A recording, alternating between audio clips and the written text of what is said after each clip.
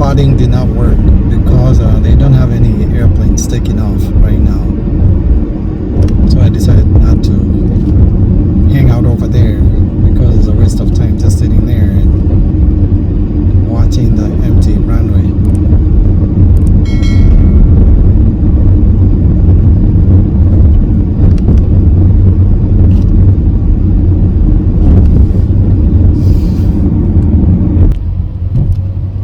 Right now the airport is pretty quiet.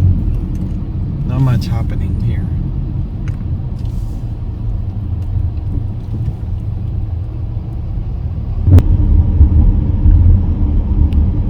As you can see over here, there isn't much going on. Just people waiting for arrivals and give them a ride.